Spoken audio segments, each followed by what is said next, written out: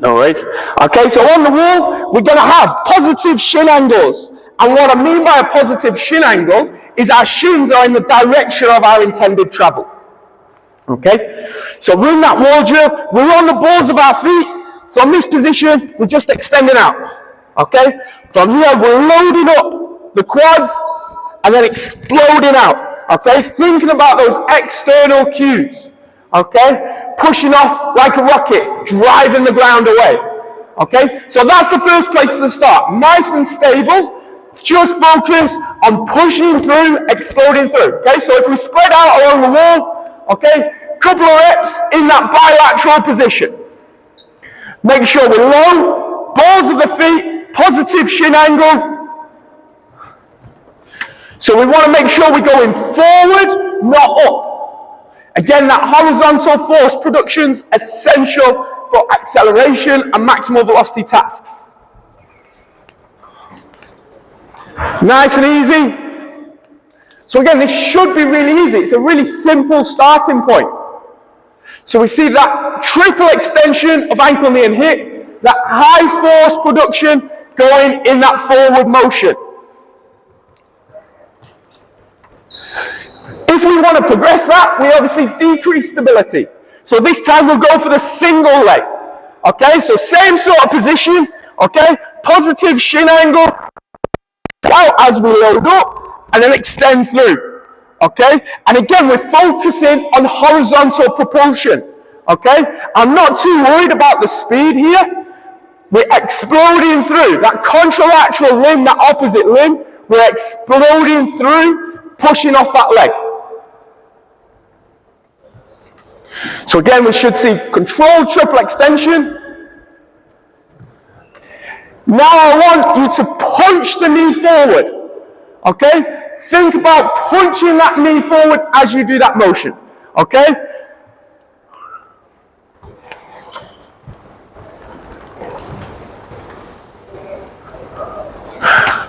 So again, we want horizontal movement here, punching the knee forward. Okay? So the second component of that projection was switching. Okay? So the rapid ability to switch between limbs. Okay? So we're going to do the same single leg motion and then rapidly switch. So single leg, up, through, and back. Again, you see I've still got that positive shin angle, so I'm still projecting myself forward. Okay? And it's a rapid switch. This time, I want you to point your big toe to the sky every time. Okay? Big toe to the sky. So again, positive shin angle, load, and switch.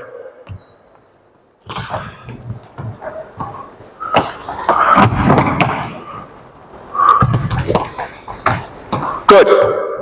So again, we see that we've got nice control, explosive projection, then the switching. So that would be our starter isometrics, our control position for our athletes. So a very controlled environment, building that kinesthetic theory. And that's for acceleration. If we want to then progress onto maximal velocity, again, we'll start with isolated isometric actions. So all we're going to start with, adding stability, is just hip lock. Okay? That position. We know hip flexion, the speed at which we can flex the hip is related to that maximal velocity. And we know the force production of the opposite limb is crucial as well. So all we're doing is just holding that position, okay? In this position, that nice upright posture, okay? So a couple of seconds holding and then switch round, okay? No rapid switches, no quick movements here. So the balls of your feet of the opposite leg, driving that knee through. Again, the wall is offering that stability, so it makes it easier. No switching, just stay in the position. Just hold that position. No switching. So push that up onto the balls of your feet. Off your toe, off your toe, off your toe. There you go. Good. Okay? Again, 10-15 seconds each side. So again, when we think about that control to chaos continuum, that's the development process. Again, the wall is offering that stability. It's the easiest place to start. If we wanted to progress this further for that maximal velocity, Okay? We're going to extend the limb. We know when we sprint, we don't just push straight down. There is a terminal swing that comes through the knee joint. So this time, you're away facing the wall, knee extended, you're holding that position there. So tight on the hip flexors, and we're holding that position. You see the trailing limb is slightly flexed. Okay, so slightly bent in the knee for the trailing limb, but we're on that toe, that ball of the foot here. Okay, so holding that position there. Okay, make sure we're not going too extended, so we're just going a straight leg. Okay, we're here and up. So we've got a thigh block, nice controlled, pushing through.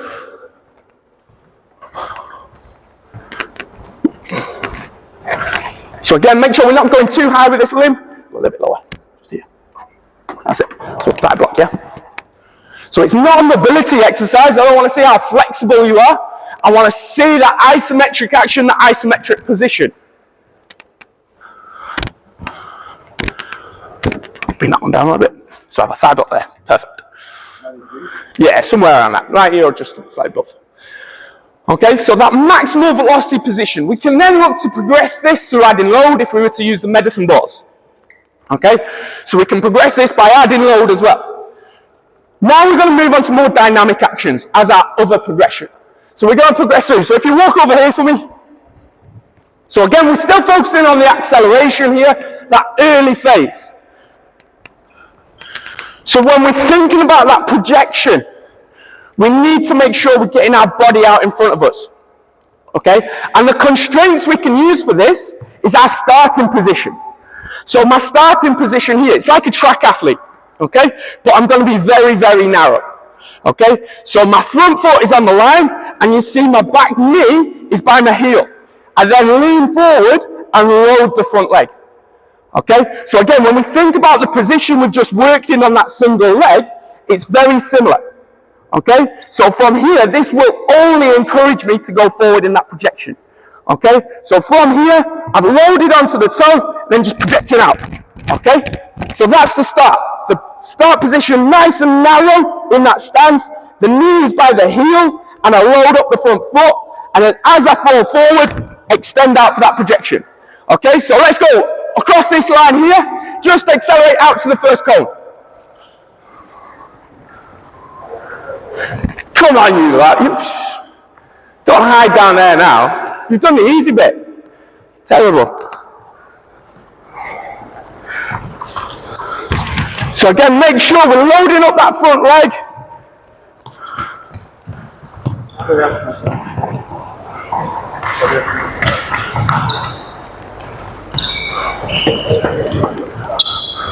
So making sure that back knee is level with our ankle. Level with our heel. So real close, closer.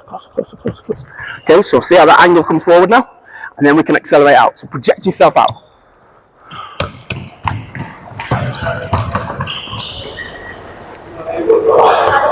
Yes. All on the front foot. All on the front foot. So you load the front leg up. So again, I'm not leaning back onto my rear leg. So I load up the front leg, it's all towards the front, and it projects out. So bring that one further through. Closer. There you go, now lean forward, project out. There you go. The first step is supposed to be closest or far? You want it behind you? No, okay. So here, bring that closer. Here, my chest is in front of the knee, accelerate out, and it's through. Okay, you should be 2 or 3 steps to that first cone. No, behind. There you go.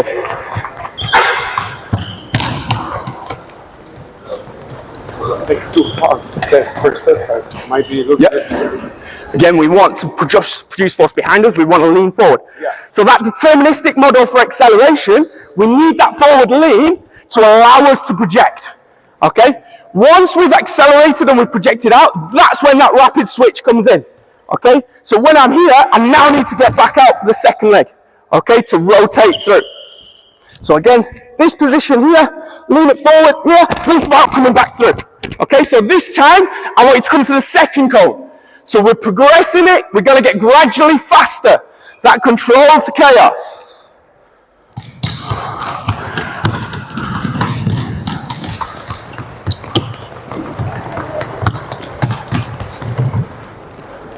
Remember, if we're working on acceleration, speed, make sure you walk back. Don't run back. We want to recover and make sure we're optimizing our performance. So bring that knee closer. Knee closer, that's it. A little bit lower there. Okay, lean forward. Go. Good, there you go. Walk just with my lower legs. I can also yeah. So a really good point over here. If we want to reduce the complexity, and it will make it slightly harder, we can take away our arms. So we could use a dowel, okay, a dowel on the back of the head, hands on hips, then holding that position, okay? It will make it slightly harder because we want to rotate naturally, okay? But it can be a way to progress and regress the exercise. Okay, one more time at the 10 meters. So again, knee right in close with the ankle.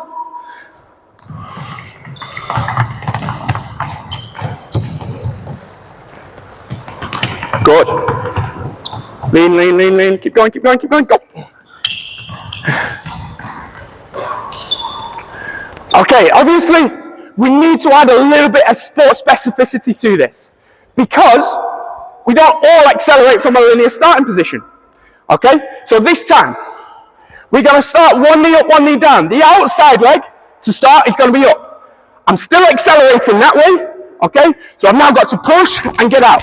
Okay, similar sort of concept that we're starting in this position. I'm leaning forward so the weight's on my foot. I need that weight on my foot so I can produce the force to propel myself up, but we've now got the rotation out. Okay, you can see that projection through. Okay, so just to the first cone on that lateral side. So again, that knee right close to the heel, load up the toe, and then go. Opposite leg.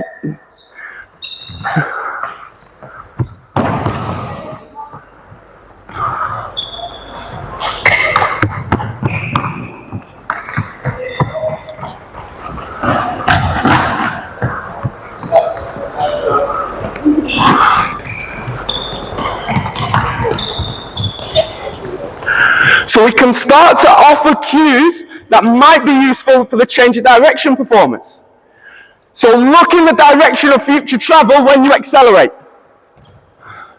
If we look in that direction, we start to rotate through. Yeah. So stop. Bring that knee closer again. That's it. And now I accelerate. Yeah. Push and roll. There you go. Push and roll. Good.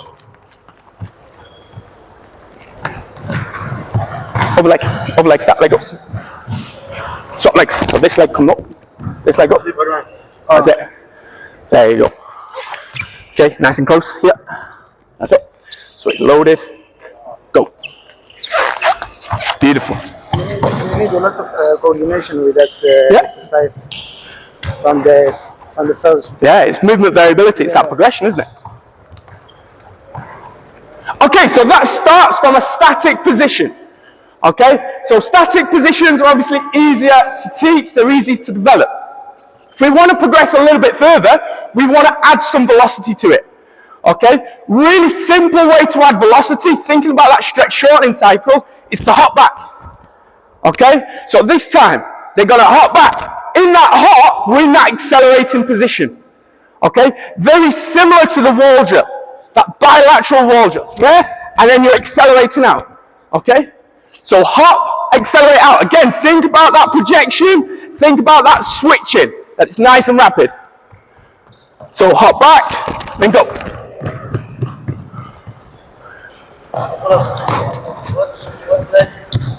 What should touch the ground? Start 2 feet. 2 feet there, then go.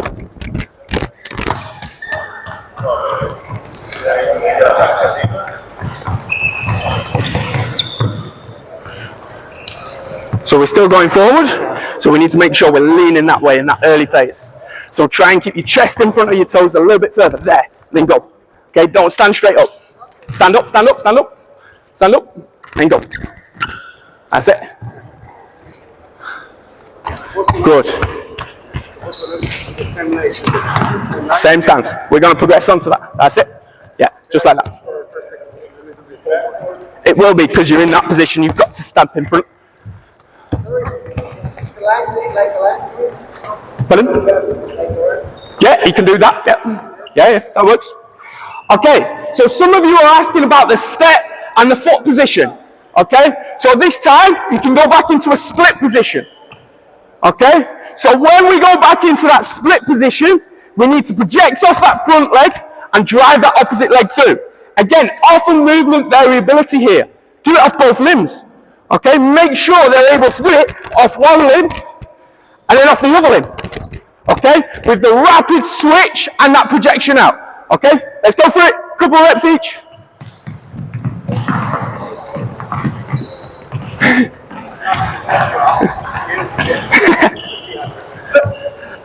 All the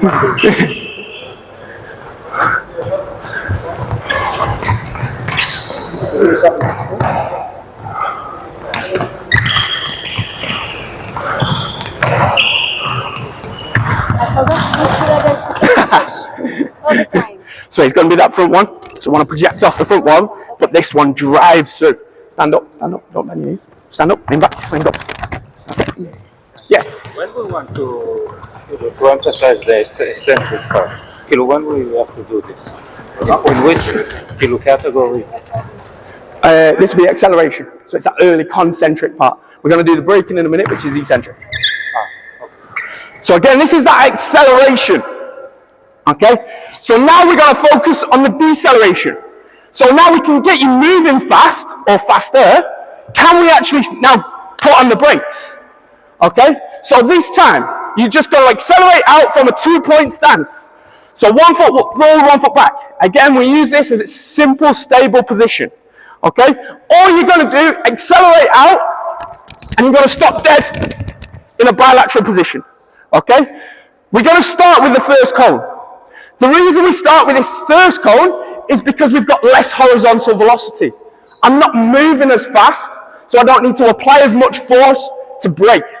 Okay? So start in a 2-point stance, any foot you want, obviously adding the variability, you might alternate. Okay? Accelerate out, stop dead at the first cone, in that nice bilateral squat position. Okay, let's go. Oh.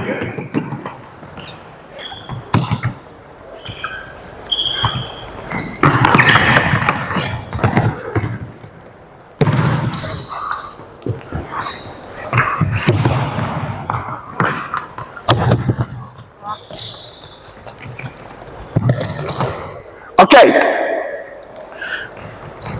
so when we're thinking about that bilateral position, we want to be able to control our mass in that squat position. So we can start with exercises such as snap downs. So we can start tall and then snap into that bilateral position. Okay, so that might be a starting point like we did on the wall.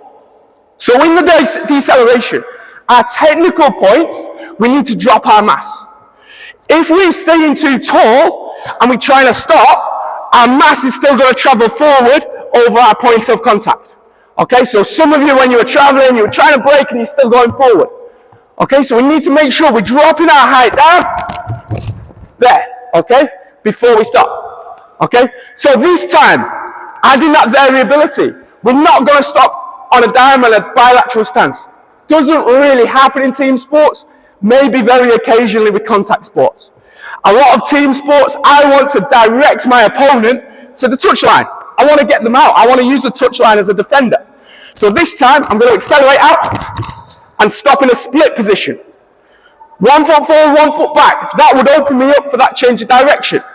Okay, again, we could start with snap downs into that split position as well.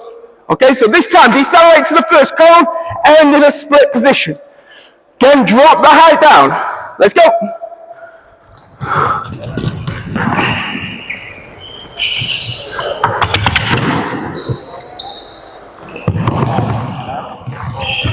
Good.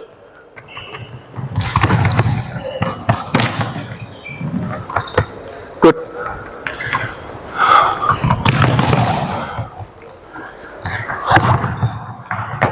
Nice. Good.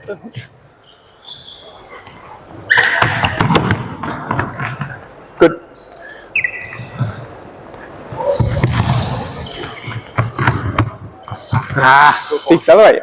Okay. One of the aspects we need to be mindful of is braking is that we have effective braking. that we have effective deceleration.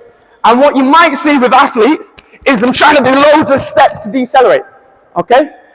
Spend some time, apply some force, okay? So we've got more time to apply force. It's not an acceleration, it's not max velocity. So try and actively decelerate before it, okay? So start to increase the ground contact time, drop your height, and try and decelerate gradually, okay? In fewer steps. So I don't want shuffle steps like that, okay? So let's go again, okay? Fewer steps this time. Good.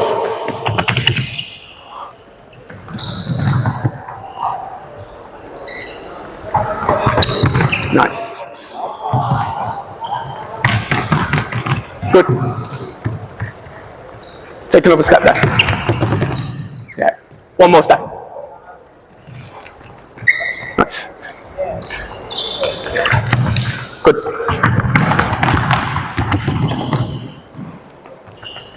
Okay. This time, again, to encourage that development into a change of direction, I want you to decelerate and face one of the sides. So it's the same task, starting from this 0 meter, out, decelerate in that split position to the side. Again, if we're in team sports, I want to glide my player outside. Okay, I don't want him to cut back inside. I want to take him to the touchline, take him to the opposition. Okay, to my kind of fellow position. So here, okay, this time decelerate again, and then start to turn. You can see I'm preempting my next turn. I'm starting to move in that direction of travel. You can see the forward lean, okay? My foot is placed on the opposite side, okay? So that allows me that accurate change of direction. Okay, so this time I want you to decelerate and stop facing aside. Whenever you're ready.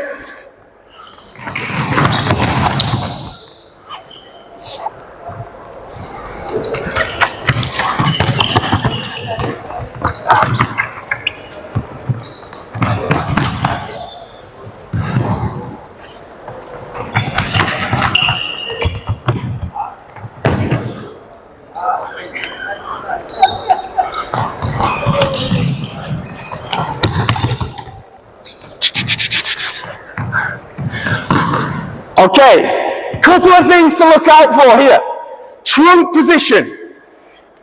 As we're starting to build into that change of direction, we want to start leaning in the direction of future travel. Some of you, when you're stopping, your trunk's over this plant leg. If my leg's over here, my trunk's over here, my weight's over here, I want to go that way. It's terrible for me. It's also going to increase the knee joint loads on this limb, the potential ACL injury risk. Okay? So what we want to do is start leaning in that direction of future travel. So again, I'm preempting it, and then go. You can see, my trunk's over this limb. Okay? I'm starting to lean. I can start to turn that way. Okay? So let's go again, just exhale, decel, facing the side. Lean in the direction of future travel. Good. Brilliant.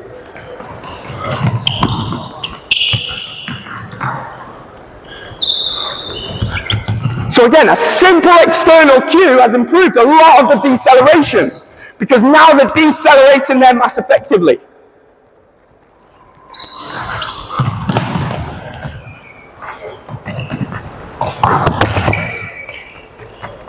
Okay, oh boy, that way. Okay, so after we've done our blocked practice, like that, where we've done a couple of drills, we've focused on some external points, we want to start adding combinations of movements together. Okay, so this time, we're just going to accelerate, stop dead at the first cone, and then re-accelerate. Okay, so you can choose how you start, you can choose how you decelerate on each one. You might want to decelerate both bilaterally, or decelerate one side, one the other side. Okay, adding that variability in. Okay, accelerate out, point back. Okay, so adding that combination of movement. Again, think about the key characteristics of the acceleration and deceleration. Projection, switching. For the deceleration, drop that height, preempt it. Okay, let's go for it. Accel, decel, decel.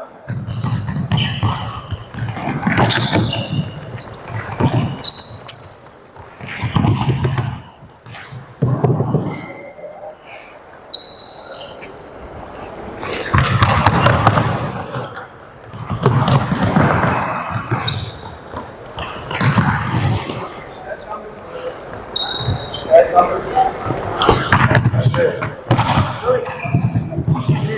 re-acceleration, like push and leg. You have to move back, yeah. So when you decelerate, you've then got to change your limb to push back and reorientate that body. So after that first deceleration, I don't want to keep a continual movement. Because if I'm reacting to an opponent and he's running that way and I'm still moving that way, that's not good. So I need to make sure I am decelerating. Okay? When we're re-accelerating, a lot of you are finding that actually it's really hard to then reorganize the mass to go back forward. This is why it's that progression now with combined movements. Okay? Another common movement within team sports is then a shuffle. Okay? So this time, that low center of mass, we're doing multi-directional work. So shuffle, then accelerate out, decel. Okay? That's the movement now. Shuffle, accelerate, and decel.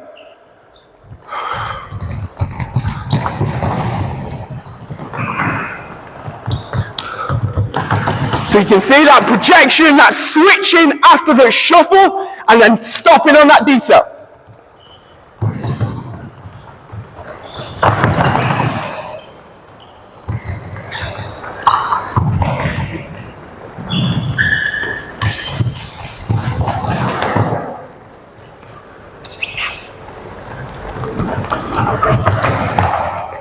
Good. And then the last movement that's common in sports is a back pedal. So when we back pedal, again, we want to drop the mass, but we want to keep the trunk forward. Different from deceleration where we want to be backwards. So it's back pedal, okay, then open up and then go. Decel. Okay, so combining these multiple movements together. So keep the height low. Open up, project, and then stop.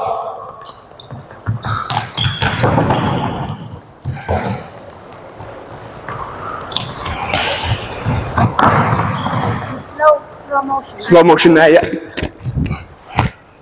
Yeah, yeah.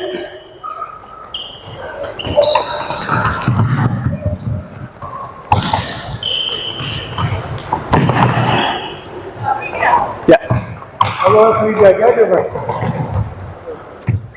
So again, putting you in different positions allows for that implicit learning. Okay, because you're seeing, I'm trying to open that way, I need to move that leg round to now project myself out. Okay, so again, that projection and switching still works. As we back pedal, I open, and then the projecting out, that distance of travel there. So that's acceleration and deceleration and starting to combine some multi-directional components. Now we're going to work on actually cutting and changing direction. So working in the three channels, we're going to start with a small cut. The reason we start with a small cut is because we can maintain the velocity. It's not high intensity. Okay? So we're going to start in the middle of the channel. Okay? You got to run to the middle of the 5 meter line, and then you're going to cut to one of the outside cones. Again, I'm not going to tell you how to do this. There's movement variability on whether I cut this way or whether I come around here and cross that. Okay, so movement variability, you find your own solution to do it. Okay, we do need to be competent at both. So, you're going to accelerate from the middle and you're going to cut left. The only cue I'm going to give is explode out of the cut and then look in the direction of travel. So I'm here. And we can decelerate as well. Okay? So let's go for it. 2 each side. So the middle and then cut. So you can do it on this line as well. From the middle. Good. Make sure we decelerate at the end. So we can still work on deceleration here. Good.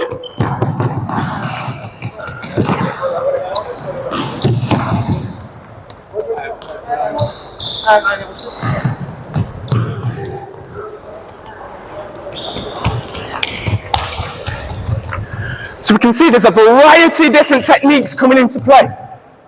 There's the crossover, there's the chop step. I think I saw a goose step before as well. Good.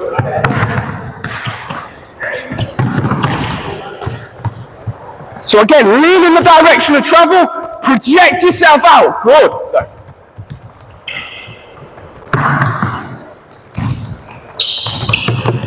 Okay, let's progress this then. So we can progress this by making that cut sharper. So now I'm going to have to decelerate more. Okay, so we're going to cut to the accelerate to the 5 meter, plant, and then accelerate out and decel. Okay, so again, we've got to lean in the direction of travel. We've got to decelerate before I get there. So I'm out, decelerate, and then out again. Okay, looking at future travel. There's less variability on movement solutions here, but we need to make sure we're cutting, leaning that future direction, then project out. Okay, everyone start going that way first, and then we'll go that way. Okay, don't crash into each other. Good.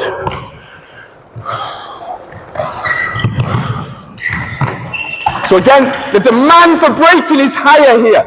Make sure you hit the line and don't cut the corner. Good. Still think about that braking. Are you dropping your mass down? Good.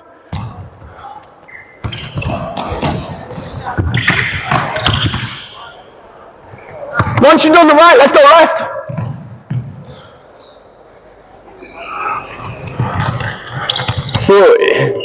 Running into a brick wall there. Good. Looking that direction of travel. So make sure you turn that chest. Don't stay facing forward. There you go. Good. Nice.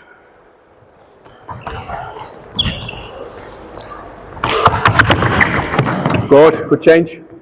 Plant and go.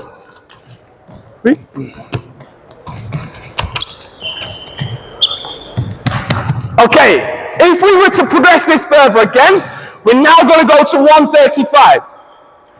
So this is close to the maximum. 180-degree cuts rarely happen in sport. Maybe in cricket, maybe very rarely in team sports such as football and rugby. Okay, predominantly it's going to be between 135 and 180 in terms of those high intensity cuts. So we're going to start at a cone. We're going to accelerate out to the cone. You plant, again looking that direction of travel, and then project and re-accelerate out. Okay? So this time, it's a harder cut. We're going to decelerate more. There's more eccentric loading here. So accelerate out, decelerate, looking that future direction, and stop. Okay? So we've got to drop that mass down, okay? And then have that big switch as we come through. Okay, let's go for it. Start on the cone, and then go out to the opposite. Good.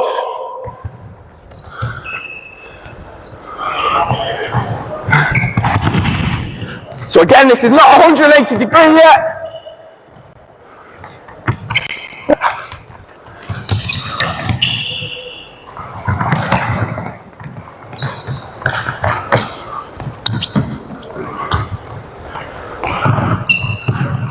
Yeah, once you do one side, change to the other. Sorry. Make sure we're not planting too far out in front, because obviously that's going to present an issue for us to go back that way. So still keep it within line, so it's here, then go. Yeah, that performance injury trade-off. What you did, brilliant for knee injuries, terrible for performance.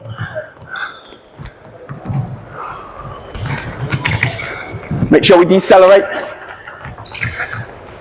Good. Nice. Good, good change.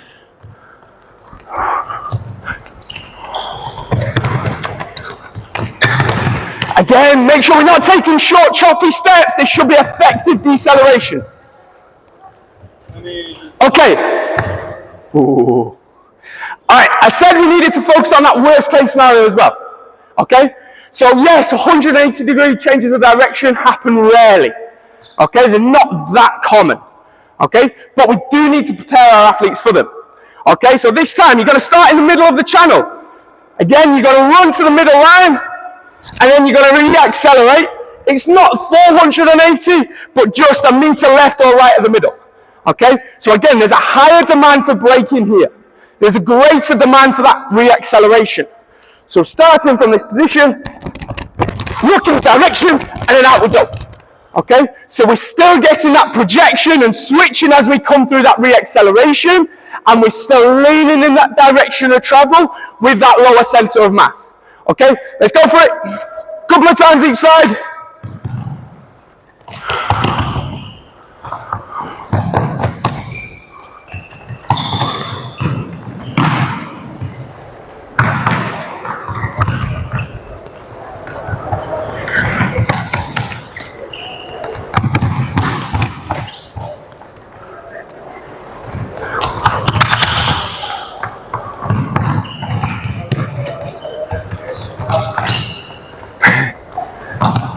So it's harder now, we're pushing you.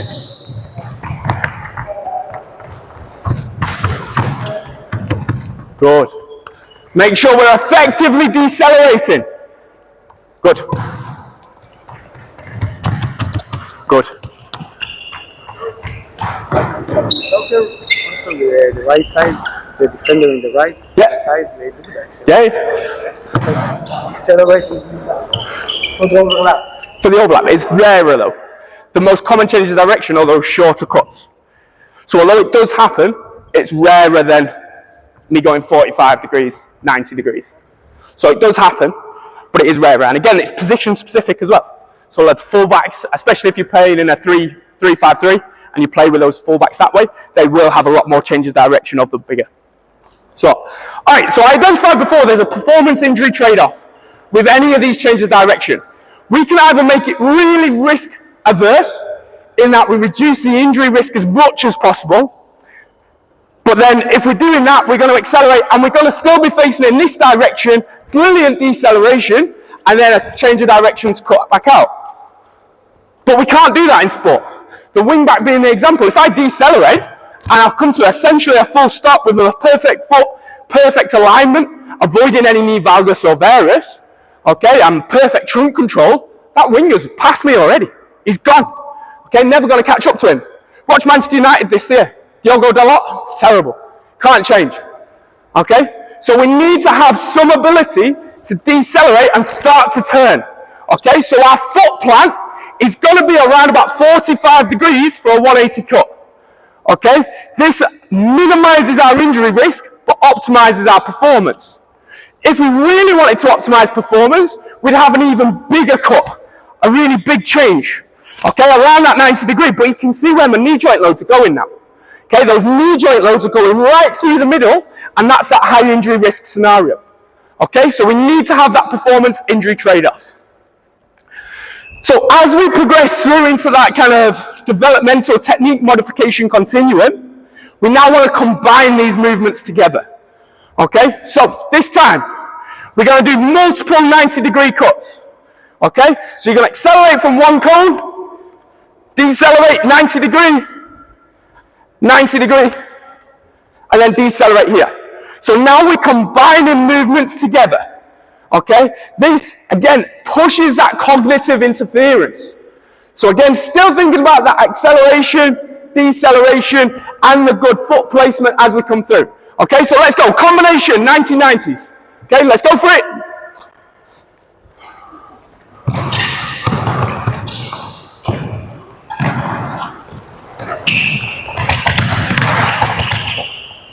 Good.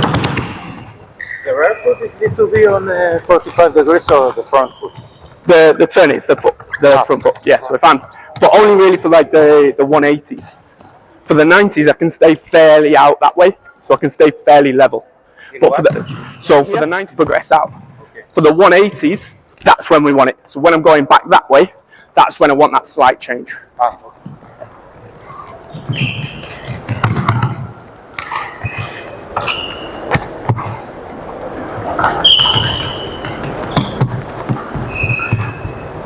Okay, last couple.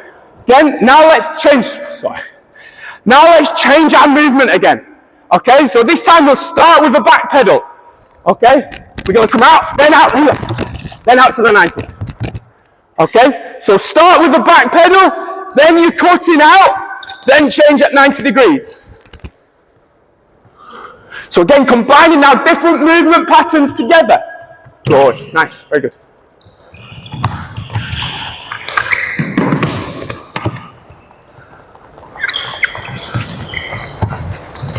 Make sure we turn him more. Good, well done.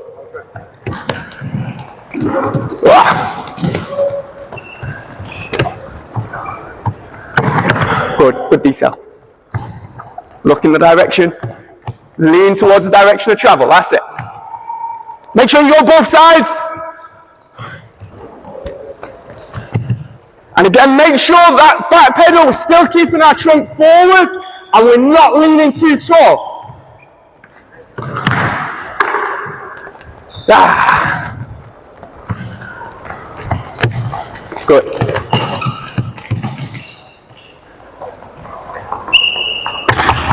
Nice. So the way we can progress this further, we can increase the entry velocity or increase the exit velocity and exit demand. Okay, so this time, we're going to start on one cone. We're going to do 135 back to this cone, 135 again, and it's an acceleration for 10 meters. Okay, so here, again, combining those movements, leading that direction of travel, then we're out 10 meters. Again, still think about that projection, switching, dropping that center of mass, and looking at future travel. Again, I've just thrown a load of cues at you there. When we coach, we'd only do 1 or 2. Okay? So let's give it a go.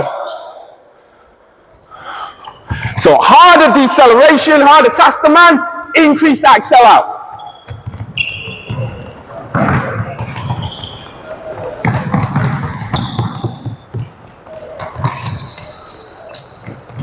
So this is an intensive way, yes? Yes, yes. So we got a hard decel on each one, and then an increased velocity out. Yeah. Yeah.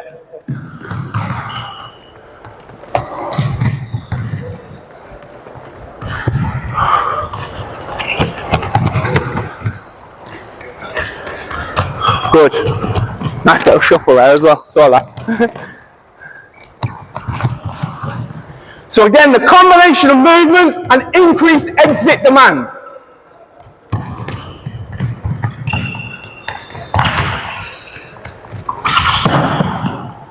Okay, this is our last one now. We're going to increase the entry demand, so that entry velocity now. So everything we've done so far, you've had a 5-meter acceleration. Now we're going to go to 10. Okay? So again, we're going to go back to 90 degree because I'm increasing the entry. I don't want to go straight into 135. So I'm going to sprint 10 meters, accelerate out, decelerate, and then into that 90. Okay? So we've got increased horizontal velocity. There's going to be increased need to brake effectively. Okay, again, so we don't want to see those short, choppy steps. Okay? So drop that height, start to lean in that direction. Okay? So 90 degree cut, 10 meter entry. Let's go for it. This is the last one. Good. Yeah, good. Nice. Whee. Brilliant.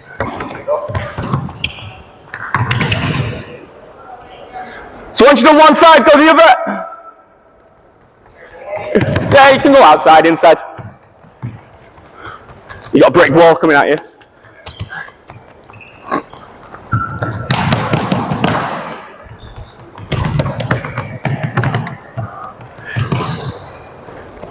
So with a 90, we still should be able to keep some velocity. We shouldn't come to a complete stop. Brilliant. So drop that height, nice.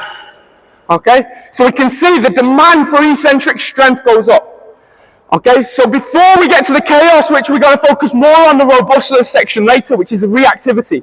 These are the technical and physical qualities and how we develop them. Okay, does anyone have any questions?